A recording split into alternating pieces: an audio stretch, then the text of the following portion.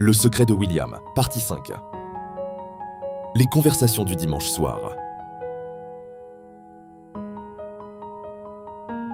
Dès lors, il y eut dans la maison des Mensa un rituel nouveau.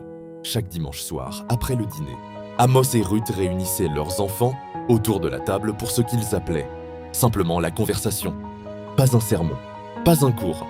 Une conversation ouverte, honnête, où chacun pouvait parler, contredire, ne pas comprendre. Les premières semaines, Bénédicte bâillait sans se cacher. Elle regardait l'horloge avec l'impatience d'une condamnée qui attend sa libération. William était assis les coudes sur la table, le menton dans les mains, les yeux grands ouverts. Il n'était pas là par obligation.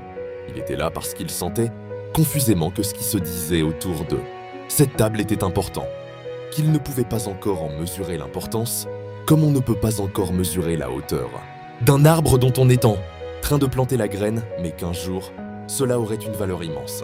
Il absorbait tout, silencieusement, avec cette capacité qu'ont les enfants, extraordinaires d'emmagasiner, des vérités qu'ils n'utiliseront que des années plus tard, mais qu'ils n'oublieront jamais. Un dimanche soir, William avait 9 ans.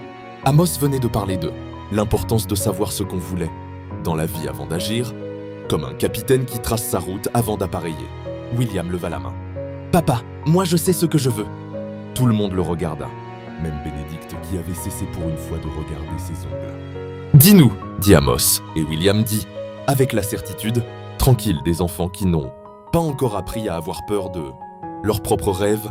« Je veux être médecin, le genre qui opère le cerveau. Je veux que tout le monde connaisse mon nom. Je veux avoir beaucoup d'argent pour aider des gens.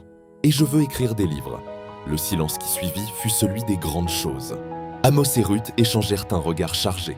Bénédicte ouvrit la bouche, la referma. Amos dit prudemment « Ce sont de très grandes choses, mon fils. Je sais. Et tu sais comment y arriver ? Non, c'est pour ça que je vous le dis. » Ruth étouffa un sourire. Amos se racla la gorge. Il dit quelque chose que William n'oublierait jamais de sa vie. « Willy, ta maman et moi t'aimons de tout notre cœur. Mais nous ne sommes pas les mieux placés pour t'aider à réaliser ces rêves-là. Un dentiste ne peut pas former un maçon. Chaque grand rêve a besoin de ses propres maîtres. Alors comment je les trouve ?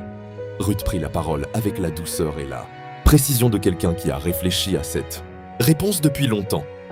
Dans les livres, William, dans les livres, les plus grands hommes du monde te parlent directement. Ils te racontent comment ils ont réussi, comment ils ont échoué, comment ils ont pensé. Si tu lis les bons livres, tu auras 1000 maîtres au lieu d'un seul.